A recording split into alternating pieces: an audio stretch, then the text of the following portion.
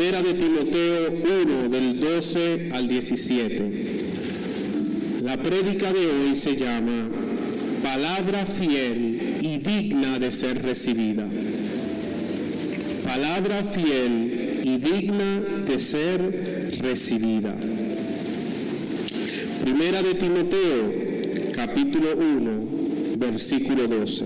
Amén.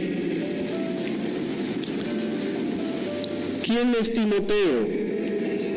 Timoteo es un siervo, un hijo espiritual del apóstol Pablo.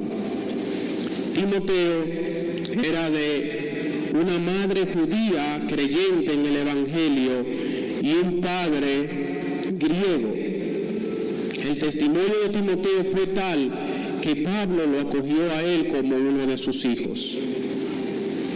Timoteo tuvo que pasar por ciertas cosas, las cuales Pablo lo hizo para que él no fuese estorbado. Una de ellas fue que a esa edad lo circuncidó. No había anestesia.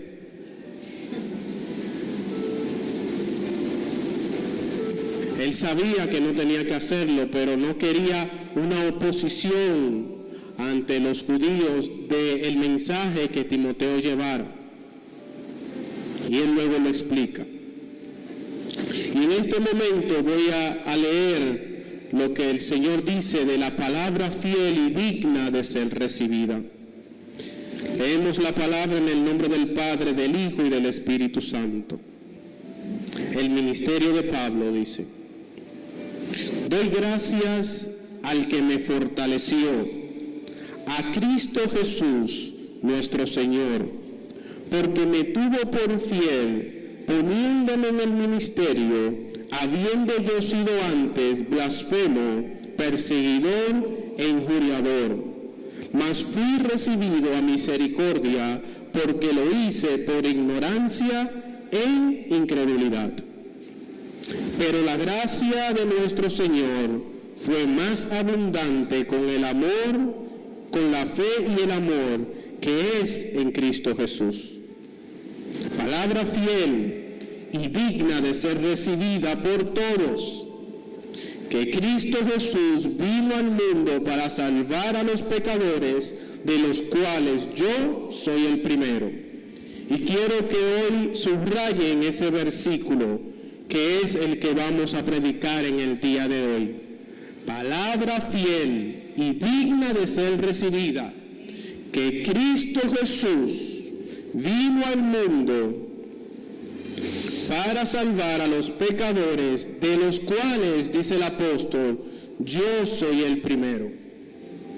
Esto no quiere decir que él fue el primero que fue salvo. Él está dando un testimonio de que le estoy diciendo que reciban a Cristo porque yo ya lo tengo y sé de lo que le estoy hablando. Dice el 16: pero por esto fui recibido a misericordia, para que Jesucristo mostrase en mí el primero toda su clemencia, para ejemplos de los que habrían de creer en él para vida eterna. Por tanto, dice él, al Rey de los siglos, inmortal, invisible, al único y sabio Dios, sea honor y gloria por los siglos de los siglos. Amén. Padre, te damos gracias en esta palabra, en esta hora, por tu palabra, Señor. Te damos honra y te damos gloria y te pedimos, Espíritu Santo, que seas tú ministrando al Hijo en cada corazón presente. Que cada uno de nosotros en este día salgamos diferente a como entramos. Y que seas tú, Señor, el centro de nuestras vidas. Gracias, Señor. Úsame como instrumento tuyo para que tu pueblo glorifique tu nombre. En el nombre poderoso de Jesús. Amén, amén y amén. Palabra fiel y digna de ser recibida por todos, dice el apóstol. Y creo que cuando él dice esta expresión, debe de llamarnos la atención a cada uno de nosotros. Porque en este momento el apóstol Pablo prácticamente está manifestándoles a todos cuando él fue ordenado.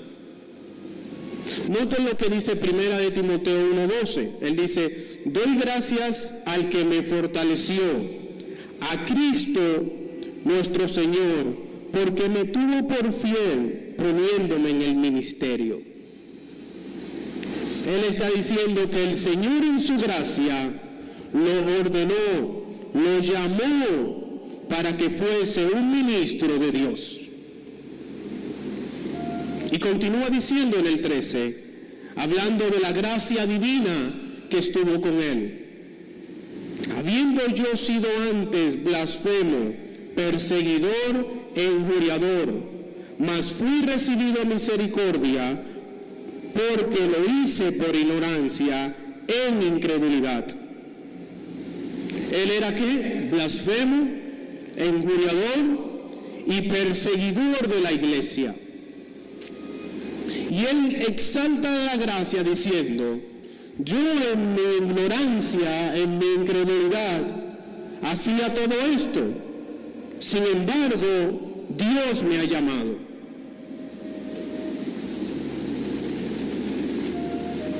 Pablo no tenía en ese momento ninguna diferencia entre un falso maestro y su accionar. Él perseguía al cuerpo de Cristo, él odiaba a la iglesia. Él, con el conocimiento humano que tenía, argumentaba cualquier pensamiento de la fe en Cristo. Y cuando él medita en su vida, él dice: solamente la gracia de Dios pudo lograr esto conmigo. Solo la gracia de Dios me ha llamado, me ha restaurado y me ha ordenado como ministro de Él. Él lo ha estudiado en Gálatas también, cuando él habla de que fue ordenado por Dios, donde él dice que no recibió el llamado de hombre, sino de Dios mismo. Que él ha recibido el llamado de Dios para la gloria de Dios. Si personas cuestionan tu llamado, si personas te están diciendo, cuestionan tu fe, siéntete regocijado porque la gracia de Dios te ha llamado.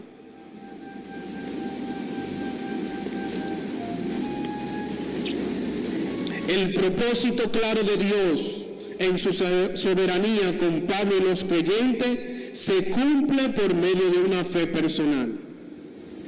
Para que Dios pueda ministrar la vida de cada uno de nosotros, esto ocurre cuando tenemos una relación directa con Él. A través de la fe de otra persona no conoceremos la verdad de nuestro Dios. Y a través de la fe de otra persona no podemos llegar y ser reconciliados de nuestros pecados. Y el apóstol Pablo lo tenía bien claro.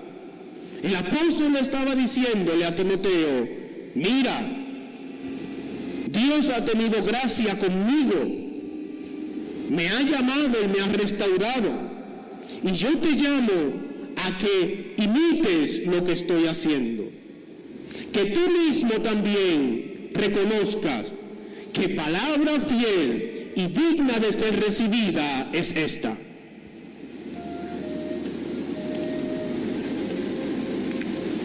Hebreos 11:6 dice en cuanto a la fe personal: pero sin fe es imposible agradar a Dios, porque es necesario que el que se acerca a Dios crea que le hay y que es galardonador de los que le buscan. Él dice que sin la fe no podemos comprender a Dios. Aunque usted quiera entender a Dios, sin la fe en Jesucristo no lo podrá entender.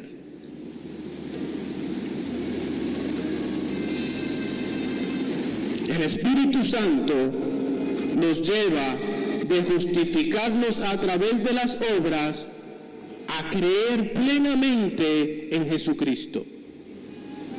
Nos lleva de derribar todos los argumentos posibles que tenemos humanamente a creer en Jesús como el director, el Señor de nuestras vidas, como el Salvador de nuestras vidas.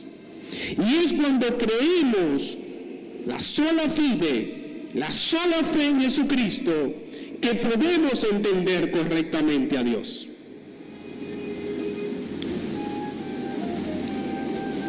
Muchos podrán decirme, ¿cómo dices tú comprender a Dios correctamente? ¿Sabes tú mi situación? ¿Has pasado tú por lo que yo estoy pasando? ¿Cómo me pides que crea en tal Dios?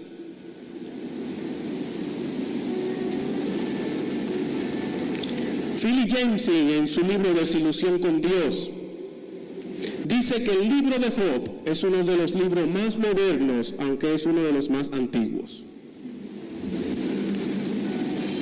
Y la razón es porque muchas personas hoy quieren deliberadamente catalogar a Dios como injusto. Ellos viven haciendo una comparación entre lo que debería ser el mundo y lo que es el mundo. Un grupo ha llegado a decir que Dios es justo pero que no tiene poder. Otro grupo habla de que por medio de la fe tenemos los buenos resultados, pero que cuando estamos fuera de la obediencia en Cristo caemos en desgracia. Y por eso el libro de Job se hace muy moderno, porque el libro de Job es un grupo de hombres que acusan a Job, un hombre justo, y le dicen que algún pecado debe de él tener por sufrir tales pruebas y males delante de Dios. Y la palabra misma lo dice, que él fue justo. Entonces, dice Yancey, ¿cómo comprender a este Dios? Y para comprender a este Dios incursionó en preguntarle a muchas personas que habían pasado por situaciones difíciles en esta vida. Y llegó a muchos lugares y muchos se desahogaron. Otros les decían, bueno, yo estoy en esta situación, pero hay personas que han pasado cosas peores que yo.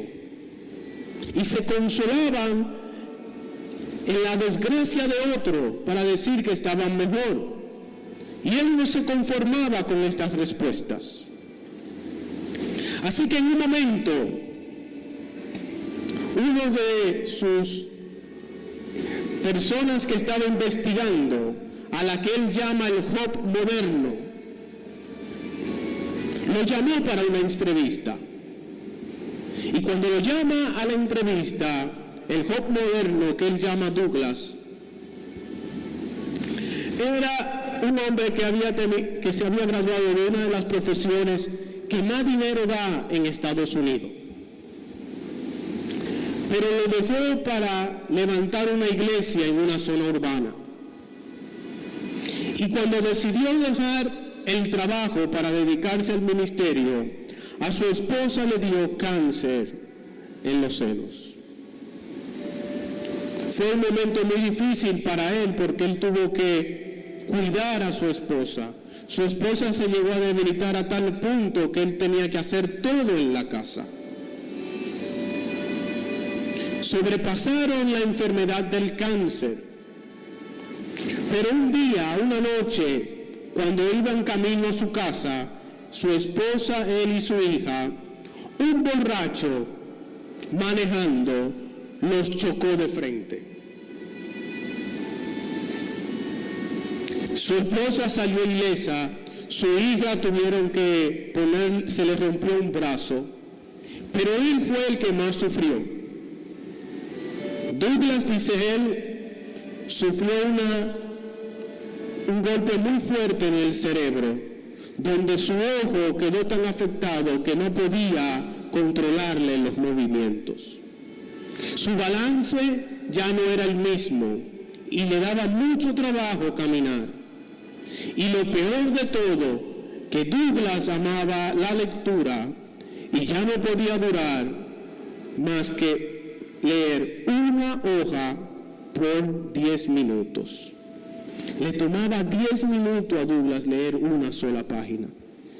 Y los médicos le dijeron que no podía leer más de 2. Así que él dijo antes de conocerlo, si hay alguien que se puede quejar contra Dios, ¿quién es? Douglas. Voy a escuchar a Douglas para que me diga su desilusión con Dios. Cuando llegan al sitio y van a entrevistar a Douglas, él le dice, Douglas, cuéntame de tu desilusión con Dios. Dice él que Douglas se quedó un largo tiempo en silencio. Él pensaba que el silencio de Douglas era producto de el accidente. Pero Douglas le dijo, ¿te puedo ser sincero? Yo sé que tú andas buscando que yo te plasme algún desahogo, pero yo nunca he culpado a Dios.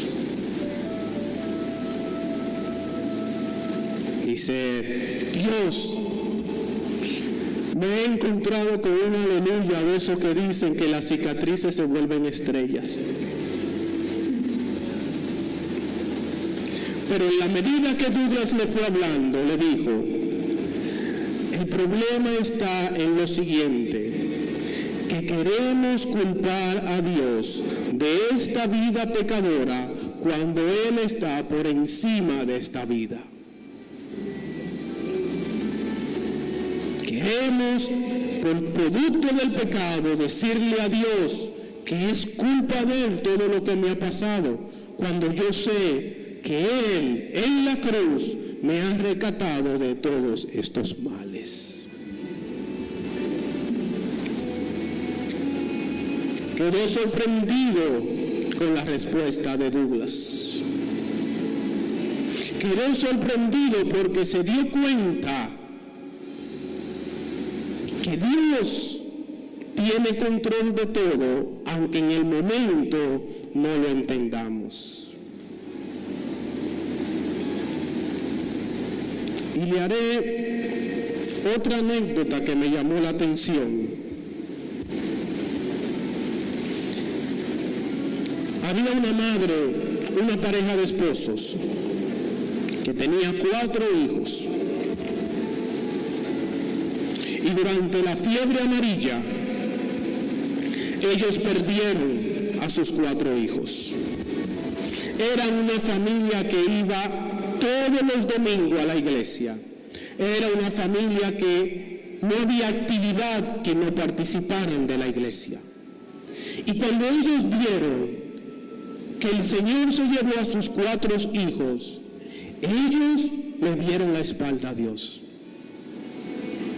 Trataron de convencerlo y ellos decían que Dios le había robado su vida, que Dios no era justo con ellos, cuando ellos habían permanecido en la fe, que lo que Dios había hecho en su vida era una atrocidad. Así que cogieron todos sus ahorros, cogieron todo lo que tenían y decidieron viajar por el mundo.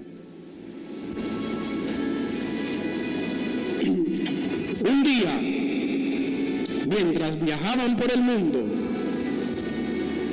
se encontraron con un pastor que estaba cruzando unas ovejas de un río, del lado del río al otro. Las ovejas le tienen miedo al agua. No sé por qué, Yo espero que la de aquí no. Y cuando ellos vieron a este pastor cruzando las ovejas de un lado a otro en el río, se sentaron y comenzaron a llorar. Y cuando se miraron los dos que estaban llorando, en esa escena dijeron: hoy hemos entendido a Dios, porque Él no cogió y puso las ovejas en orden de edad, sino que iba cogiendo las que Él entendían que estaban más asustadas y la movía al otro lado. Él es soberano, iglesia, y Él sabe el tiempo que tenemos en cada uno de nuestras estadías en esta tierra y en el cielo. Para comprender a Dios hay que comprender que es eterno. Hay que comprender que hay una eternidad. Hay que comprender que la tierra no es el todo de nuestra humanidad. Debemos de comprender, estar claro que Dios es eterno y que la tierra es un pedacito de la película. No veamos a Dios solamente en una sección de la película. Hay que ver a Dios en su justa dimensión, en la eternidad de Él.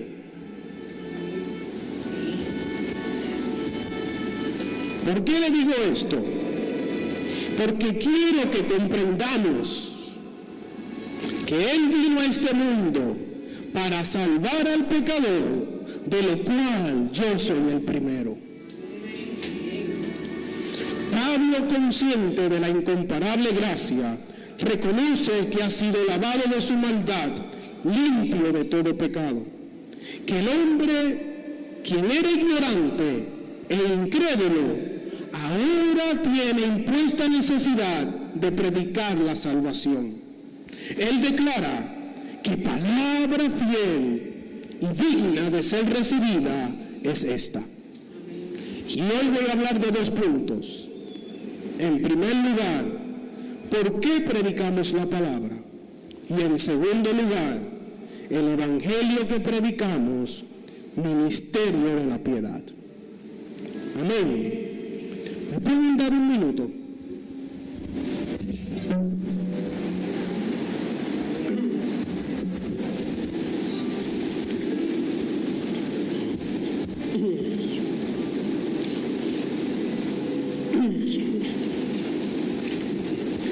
¿Por qué predicamos esta palabra?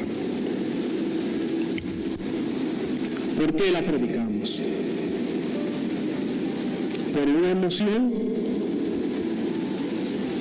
En primer lugar, porque es una palabra fiel. Palabra fiel y digna de ser recibida. Los creyentes no dudamos de la verdad del Evangelio. De otro modo, ¿cómo podemos predicarle a los demás si nosotros mismos no creemos en el Evangelio? Nosotros somos los primeros que decimos que la palabra de Dios es fiel.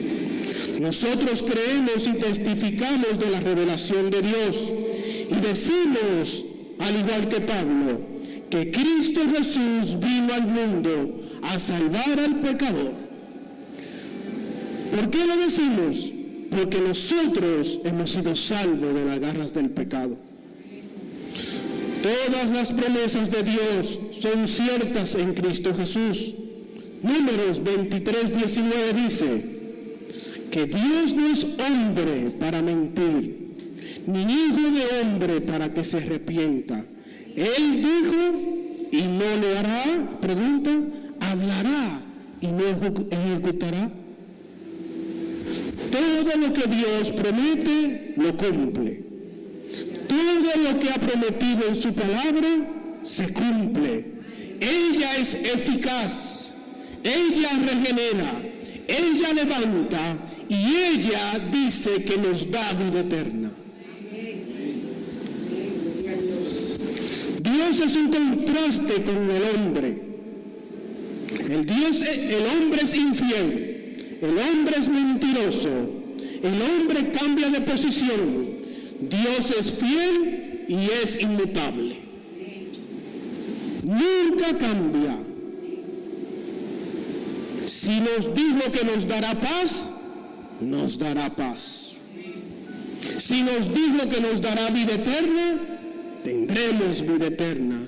Si dice que cambia nuestro lamento en baile, cambia nuestro lamento en baile. Si nos dice que las cosas viejas pasaron y todas son hechas nuevas, las cosas viejas pasarán y amaremos ahora lo que Él ama.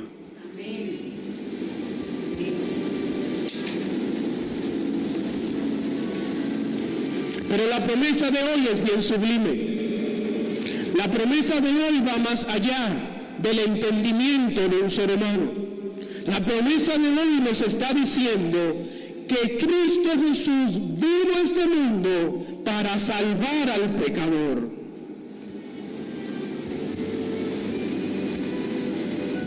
Esto es lo que yo hoy quiero que se lleven en sus corazones. La verdad de que Cristo vino a esta tierra para salvarnos de la ira venidera. Y cuando se nos revela esto, entonces pueden entendernos por qué predicamos el Evangelio.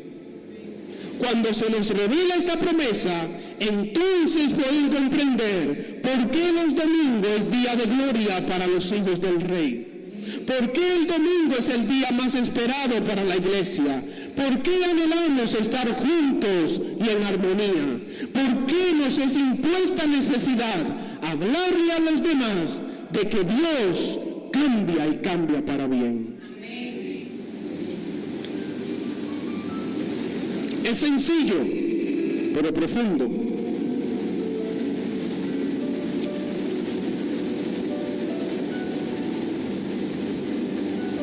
Humanamente una persona puede decirte, sí, yo entiendo lo que me estás diciendo, que Cristo Jesús vino a este mundo para salvar al pecador.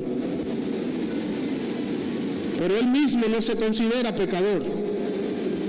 Entonces no he entendido.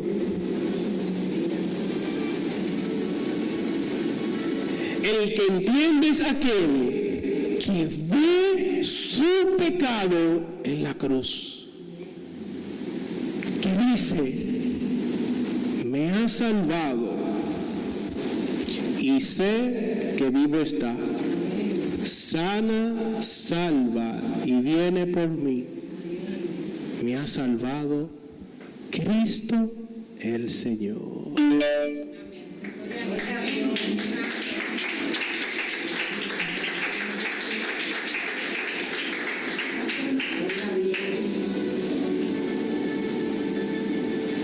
La verdad es que nosotros no podemos hablar de otra cosa.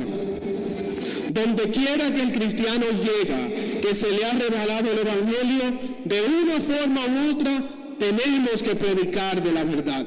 Es que sabemos que de dónde viene la fuente del gozo. Sabemos de dónde viene la libertad del pecado. Sabemos de dónde puede venir la paz que sobrepasa en todo entendimiento. Sabemos quién puede, a través de las peticiones, cambiar nuestras aflicciones en un gozo inesperado. Por lo tanto, cuando sabemos esta verdad, somos al igual que el apóstol. Pero este hombre cada vez que puede nada más hablar de Cristo. Esta señora desde que llega, ella saluda en cordial. No le menciona en la Biblia que si le diste entrada por ahí, no se apaga. No le diga a la hermana que oro por ti por esta situación. Es que nosotros no sabemos de otra cosa. Es que para nosotros es el gozo y el deleite. Es que para nosotros esa es la vida. Hemos encontrado la verdadera vida. Hemos sido reconciliados con el Creador nuestro. Hemos conocido el propósito de estar en esta tierra. El propósito de un ser humano en esta tierra es glorificar a Dios. Si usted está buscando otro propósito, está fuera del lineamiento por el cual usted fue creado. Está distorsionado de la verdad. Somos como los discípulos cuando Jesús los confrontó en Juan 6, 67 y 69. El Señor les dijo: ¿queréis acaso iros también vosotros? Les respondió Simón Pedro: Señor, ¿a dónde iremos? Tú tienes palabra de vida eterna, y nosotros hemos creído y conocemos que tú eres el Cristo, el Hijo del Dios viviente.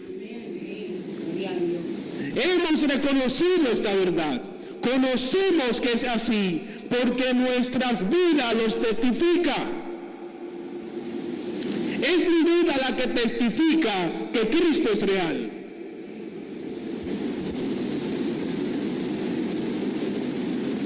Es aquel que antes amaba el pecado y hoy ni le llama la atención, que dice: solo Cristo pudo hacer eso.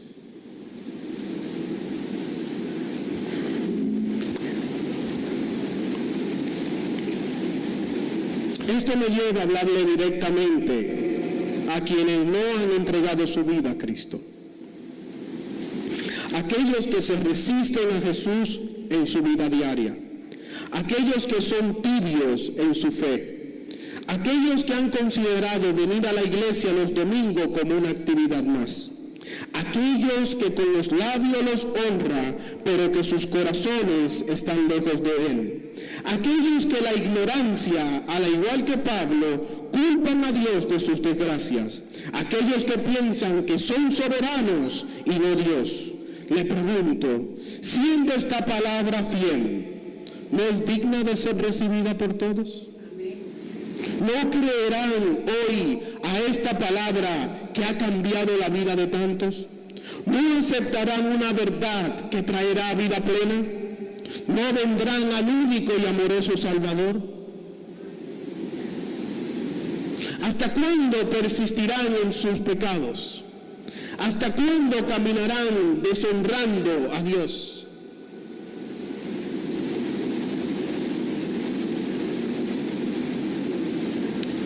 ¿Hasta cuándo amaremos la vanidad de este mundo y la mentira para justificarnos delante de Dios? ¿Hasta cuándo? Si esta palabra es fiel, si es poderosa, si has visto milagro tras milagro que Dios es real, si te ha testificado, ¿por qué te congregas y vives de otra manera?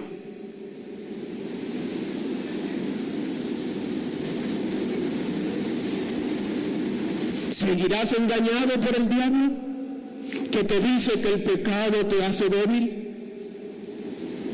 No puedo con esta debilidad. Eso es la mentira más grande del diablo. Porque no hay debilidad que no haya sido clavada en la cruz del Calvario.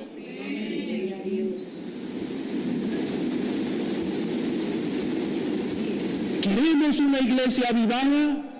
La iglesia avivada es la que lleva el conocimiento que tiene en la mente y lo vuelve fuego en el corazón. Pero un dominguero no va a hacer nada. Olvídese de eso, hermano. Usted está en el mismo infierno quemándose. No se engañe a usted mismo, porque Satanás lo está engañando.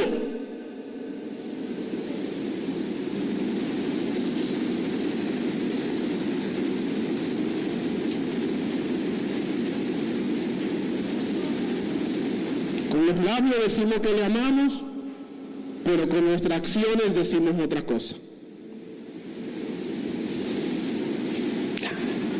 Pídele al Espíritu Santo que te santifique en esas debilidades, que te restaure, que te regenere, que comience a pelear la buena batalla. Ayuna si no puedes con esa debilidad. Pelea, que Dios te ha dado herramienta, te ha dado la fe, te ha dado la paz, la intercesión de un hermano, te ha dicho que estamos presentes. No te engañes, porque en el engaño entrarás al infierno. Por eso, la palabra de Dios hoy es fiel y digna de ser recibida por todos.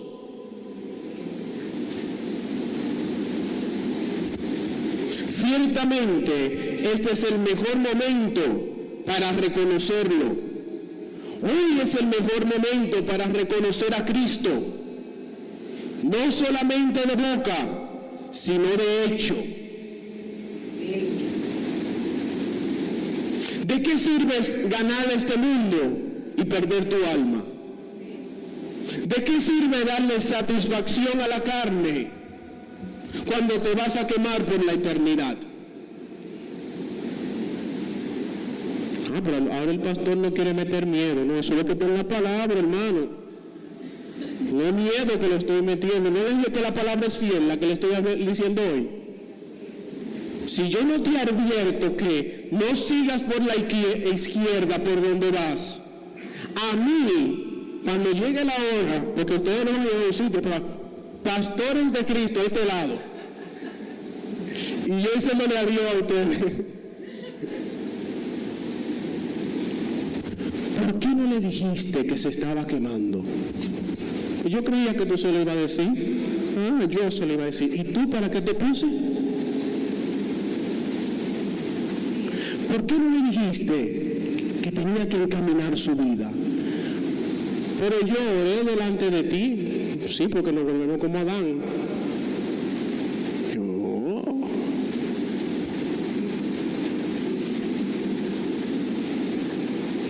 Hay que decirles, hay que advertirles, hay que confrontarlos para que ustedes despierten. El diablo nos anestesia, nos pone una anestesia donde no queremos movernos del círculo vicioso en el que estamos. Prometemos de todo el domingo y el lunes, bien, gracias.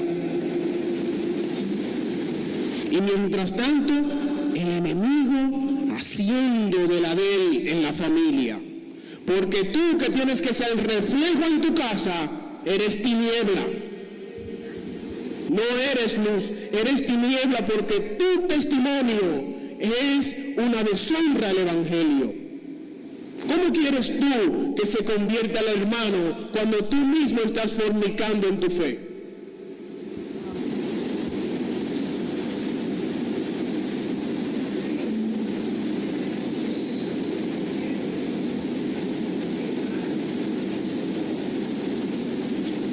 Se burlan de nosotros a espaldas. Mira la cristiana ahí. Mira el cristiano ahí.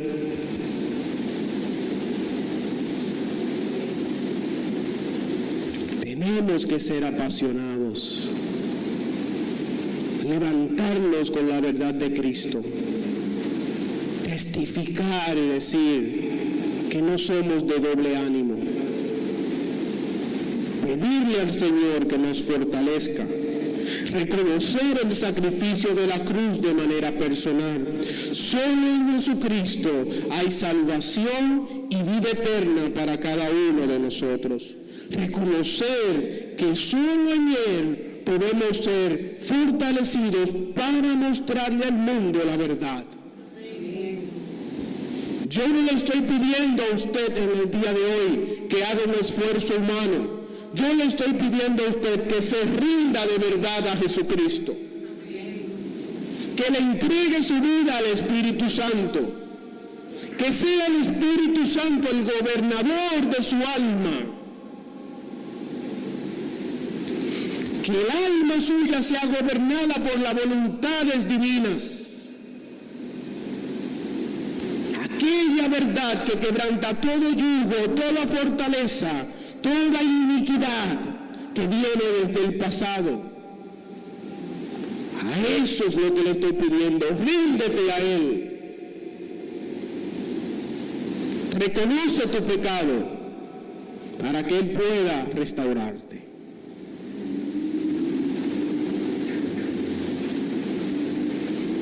El segundo punto de hoy es el evangelio que predicamos. Ministerio de la piedad.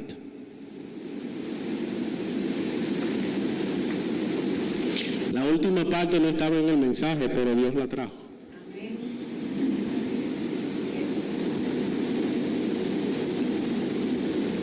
Dios es el que le habla a ustedes y sabe lo que le está diciendo. El buen padre llama la atención a sus hijos. Si no, somos bastardos.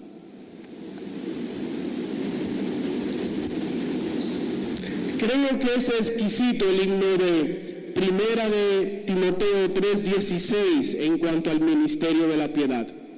Miren lo que dice este versículo que lo cantaban en la iglesia primitiva, en lo que se refiere al ministerio de la piedad. Dice: Dios fue manifestado en carne, justificado en el Espíritu, visto de los ángeles, predicado a los gentiles, creído en el mundo, recibido arriba en gloria.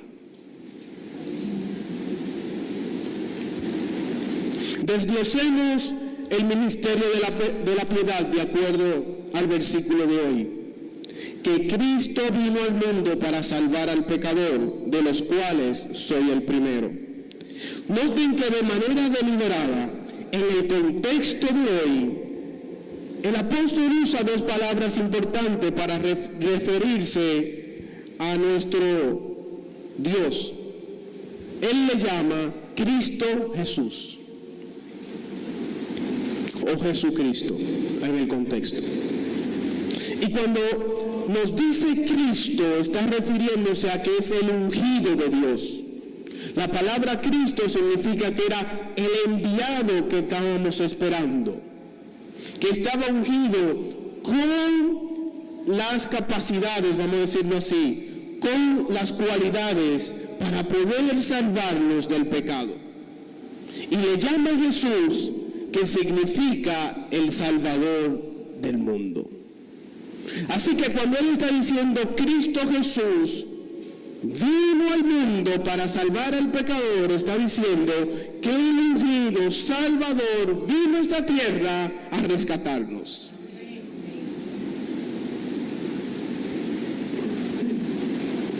¿Has tomado en cuenta en tu vida que el Creador desea una relación personal contigo?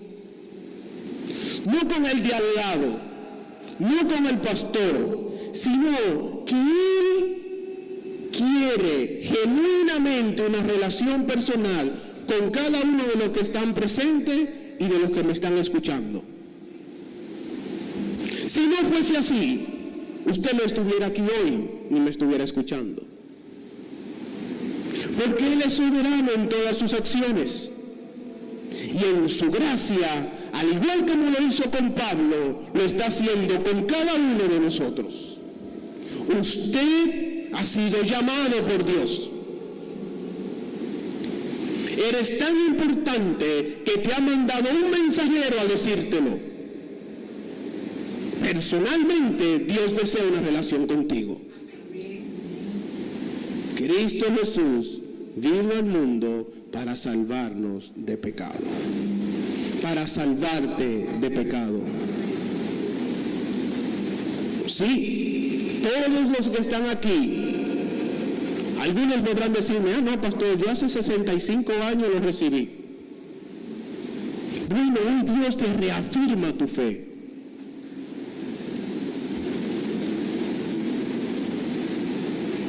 Hoy Dios te reafirma esa verdad. Hoy te dice que Él vino a esta tierra para salvarte a ti. De manera personal. Esta es la victoria del Dios que estamos predicando, que no es un Dios que tiene intermediario, no es un Dios que tú tienes que ir a donde el sacerdote o tienes que ir a donde un espiritista. Dios te está diciendo que de manera personal te ha salvado porque quiere una relación contigo. ¡Aleluya!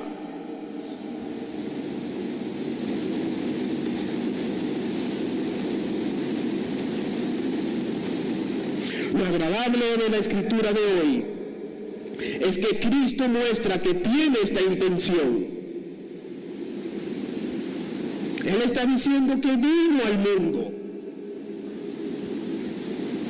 Jesús vivió en esta tierra y trabajó en su ministerio por los pecadores.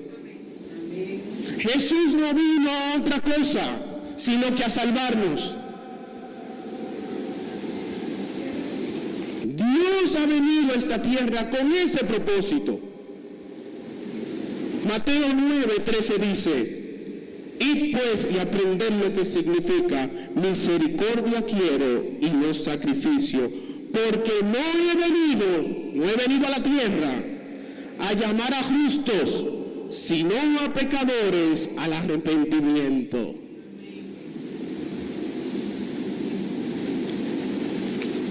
Lo dice claramente: no he venido a esta tierra a llamar a justos, sino a pecadores a arrepentimiento. Si eres uno que le ha fallado a Dios, a ti es que Dios te ha llamado. Si eres uno que necesita ser reconciliado con Dios, es a ti a quien Dios anda buscando. Si eres aquel que el enemigo quiere culpar de todas tus malas decisiones, dile que no, que para esta hora has llegado para que Cristo restaure tu vida y sea una vida conforme a su voluntad.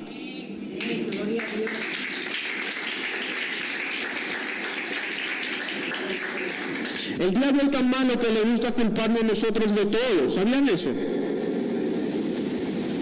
le dijo: si yo no hubiese hecho tal cosa, no hubiese pasado esto. ¿Quién le dijo a usted? Ese es el mismo diablo.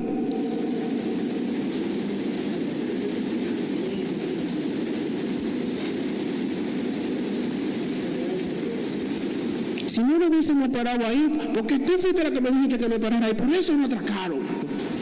Se culpa al otro. Y el otro no lo acepta de una vez. Ay, sí, si yo no me hubiese parado ahí, no me hubiesen atracado. Hermano, me van a atracar ahí a donde sea, porque ya eso estaba así, ya, olvídese de eso. Pero es más profundo de lo que le estoy diciendo. A veces cosas mayúsculas en nuestras vidas, el enemigo lo quiere traer a memoria y decirte: por lo que tú hiciste,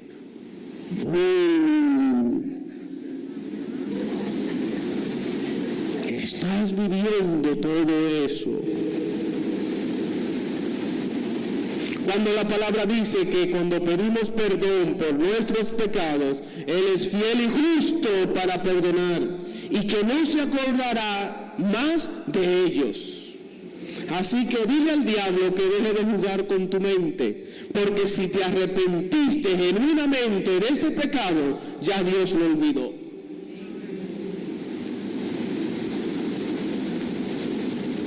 No permitas que el enemigo te manipule con verdad, con mentiras que están bien descritas en la palabra. Gloria a Dios. Bueno, Señor.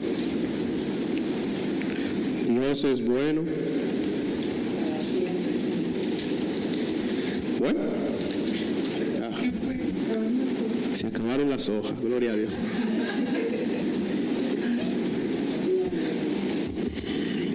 Voy a concluir con lo siguiente.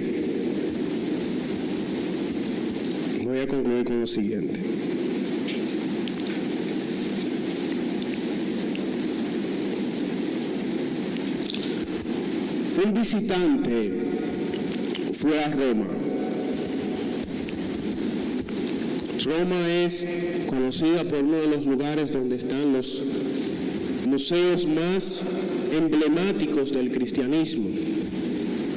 La Iglesia Católica se encargó de recolectar todo lo que tendría que ver con el cristianismo y llevarlo a Roma. Pero él dice que él fue impresionado con los guías eclesiásticos porque ellos decían una frase: se dice que esto fue de esta y esta manera. Y cuando iban a otro lugar, ellos volvían y usaban la palabra se dice. Dice él como que parecía como que ellos tenían vergüenza de la verdad de la que estaban hablando. Es decir, era para que el turista no lo cuestionara. Ellos decían se dice. No me cuestione, se dice. Así que él no aguantó más. Y dijo, ¿por qué expresan su fe con un se dice? ¿No eres tú un profesante cristiano? Para predicar el Evangelio debemos de imitar las palabras del apóstol Pablo. Cristo Jesús vino al mundo para salvar al pecador, de lo cual yo soy el primero. Amén. Si Cristo vino a salvarnos, hay una eternidad. ¿Se acuerdan lo que le decía de Lewis? Si tratamos de conquistar esta tierra, perderemos la tierra y perderemos el cielo. Pero si conquistamos el cielo, ganaremos la tierra y ganaremos el cielo. Mis amados, que hoy te lleves en tu corazón que Cristo vino a este mundo para salvarte. Dios te bendiga. Amén y amén.